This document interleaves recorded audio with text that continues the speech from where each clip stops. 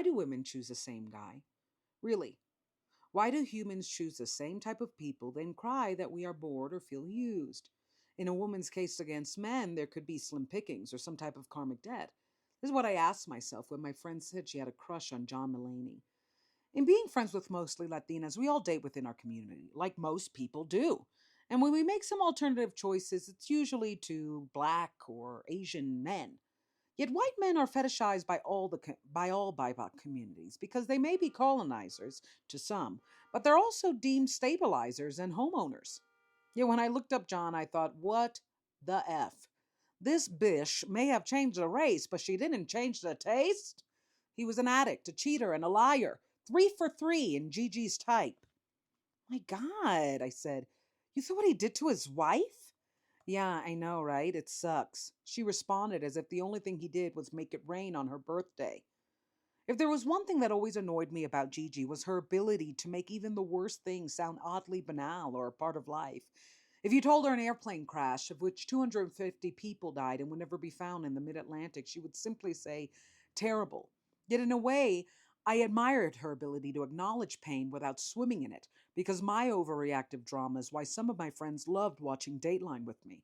All they had to do is say, he was a vibrant kid, walking back to school, and I was gasping.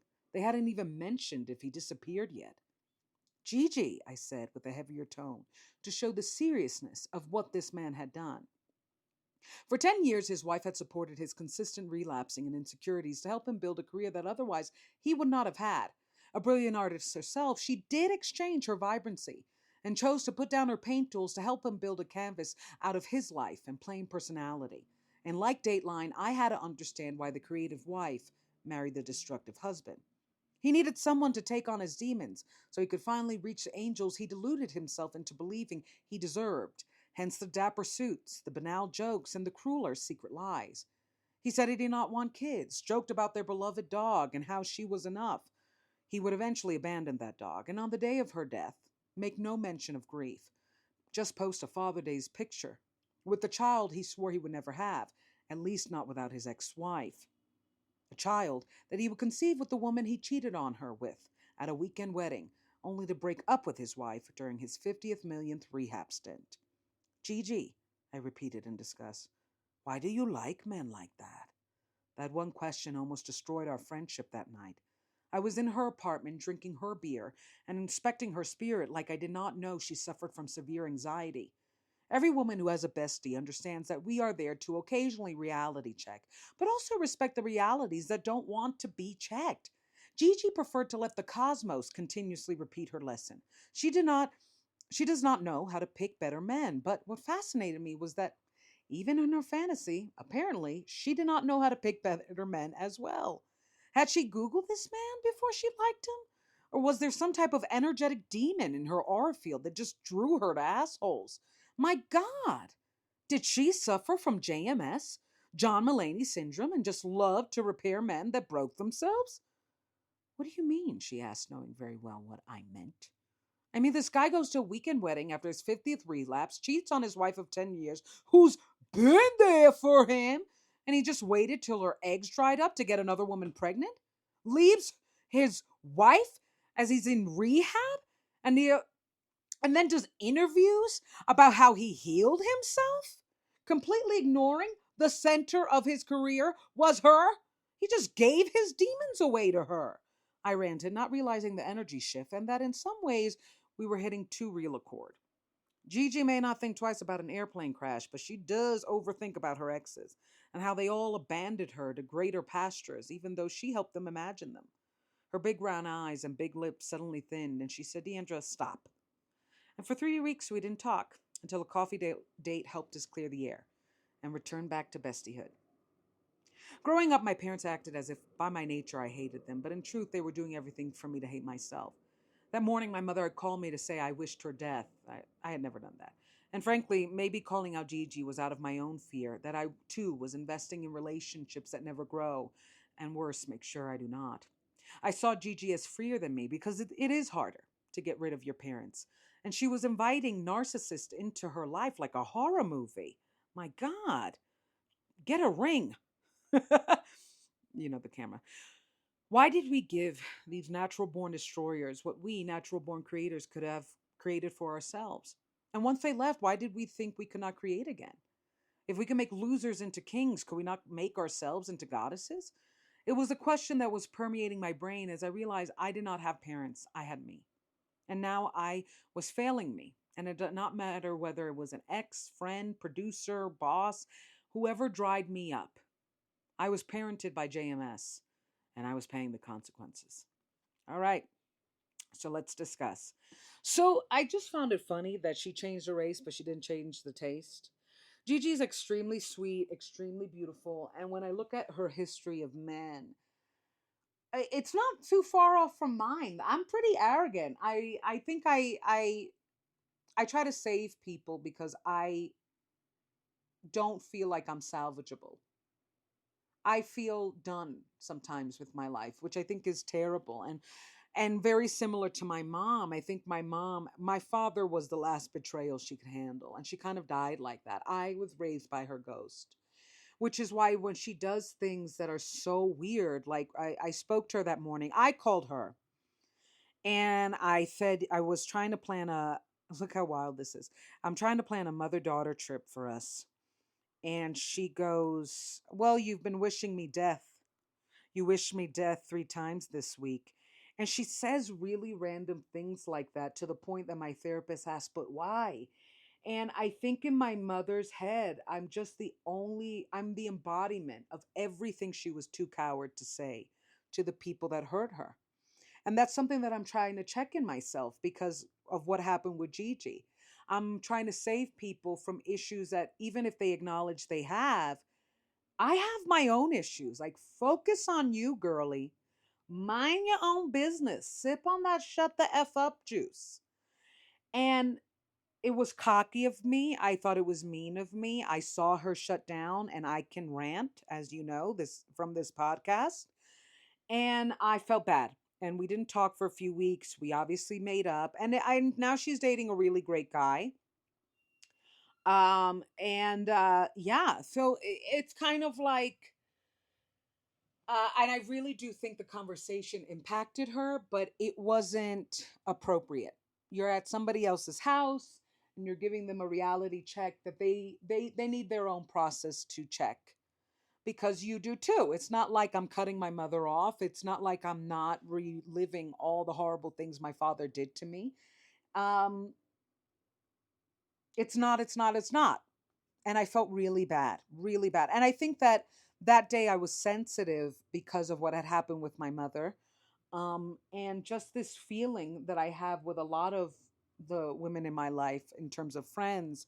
When you're raised by a narcissist, aka my dad, an actual narcissist, you don't understand why women even let in assholes, just jerks. And so many of my female friends have dated jerks, and they're beautiful, they're smart. And I was raised by women that very bitterly dinned themselves for the men they married and just took it out on their daughters, not even their sons, because Latinidad is very machista.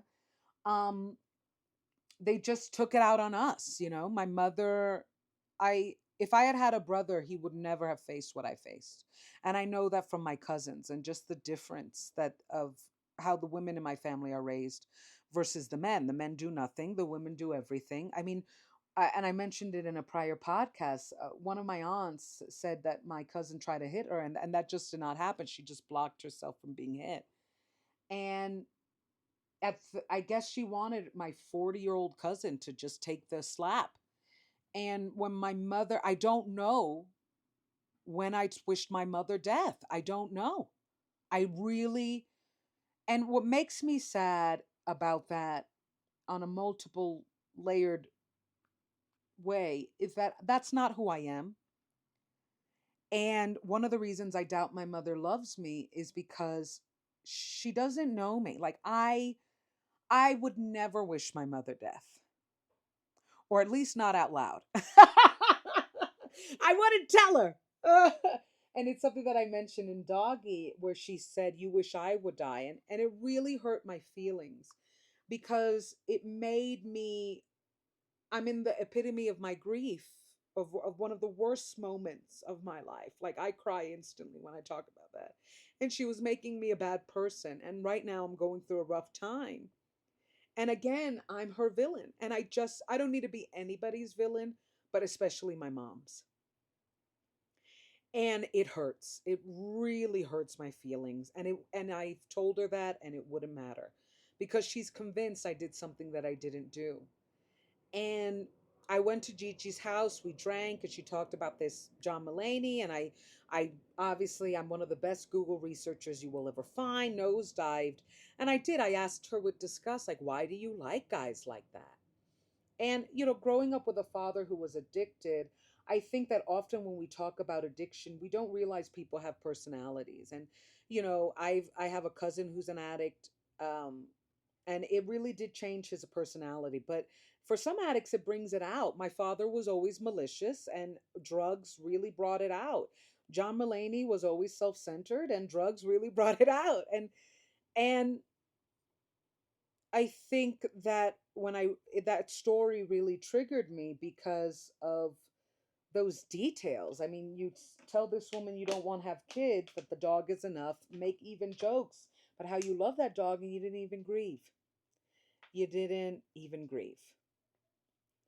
And she's there lost trying to rebuild a life that she didn't know was a false, was built on a lie. And he's happy. He's getting a fucking Netflix special that's not even funny. And then an interview about how he healed himself. No, he didn't. Because, like my dad, and like so many men, what they do is just give you their demons.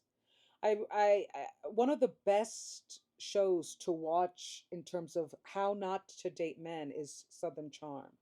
All these men are horrible to their women, and you see how they walk away from them more insecure, more mistrusting, having insecurities they never had with their body, their mind. And why do we do it? Why do we serve? Because at the end of the day, one of the reasons they get away with spiritually killing us is because we did spiritually choose. Of course, we live in a patriarchy that encourages it. But we can't act like there aren't women who don't choose to serve. And we can't act like there aren't men that aren't supportive of their women, that do stay loyal and grateful. The guy who plays Reacher on Amazon Prime has a fantastic marriage. Adam Sandler, man, he loyal to that woman. So we have examples of both. Why aren't we following that example? And that's where I get triggered because I feel like my mother will tell me I wish her death, but she never confronted my dad on how he killed her in many ways. Maybe she did privately, but I've seen my mother fight with the people that she does love, and she is not as forthcoming. And it's one of the reasons why I want to do better. I want to be honest with me. I don't want to live on that energy of I'm brave yet I'm not honest. A coward lies. My father was a coward. He lied all the time. John Mulaney lied. And they don't pay for their lives. They go into business class, which is my single. Check it out. I changed my artist name to Hardin. I had a vision that my life is a garden. So check it out. And yeah, I'm glad we made up. I love her to death. It really is just a story that triggers me. Why do we suffer from John Mulaney syndrome? I'll never know. Let's do a worksheet about it. Maybe I'll have a worksheet attached. But check out daddyrecovery.com for my writings and subscribe.